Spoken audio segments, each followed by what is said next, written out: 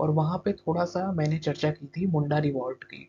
तो मुंडा रिवॉल्ट और CNT act in दोनों का थोड़ा-सा वहाँ पे ज़िक्र हुआ था।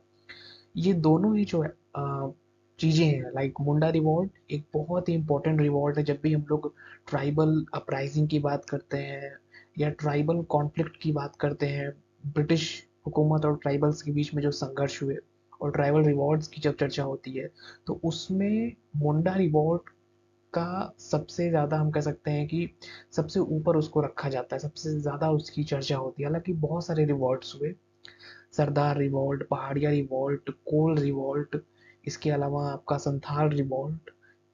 जो हमारा सीएनटी एरिया है, सेंट्रल सीएनटी एरिया में तो जो छोटा नागपुर वाला एरिया है जहाँ पे सीएनटी लागू है, वो तो इम्पोर्टेंट है ही। साथ ही साथ जो हमारा सेंट्रल ट्राइबल बेल्ट है, उस पूरे रीजन में बहुत सारे रिवॉल्ट्स हुए। और अगर हम ओवरऑल देखें तो इंडिया में बहुत सारे ट्राइबल रिवॉल्ट्स हुए, लेकिन मुंडा रिवॉल्ट का अपने आप में अलग ही इम्पोर्टेंस है, क्योंकि यहीं से एक तरीके से कह सकते हैं कि बिरसा मुंडा जी जैसा एक बड़ा लीडर आगे आता है और फिर उसी का परिणाम होता है उस रिवॉल्ट का कि सीएनटी जैसा एक्ट बनता है। और जो ब्रिटिशर्स की पॉलिसीज थी ट्राइबल्स को लेके, उसमें समय समय पे कुछ चेंजेस भी आते हैं। तो ये जो रिवॉल्ट्स है इसको समझना हमारे लिए बहुत ही ज़रूरी है, क्योंकि एक आपका सीएनटी हो गया जो मुंडा रिवॉल्ट के बाद आता है। इसी तरीके से एसपीटी एक्ट है, वो हम लोग अगले लेक्चर में देखेंगे। विल्किंसन रूल है जहाँ पे ट्राइबल सेल्फ गवर्नेंस सिस्टम को लीगलाइज किया गया।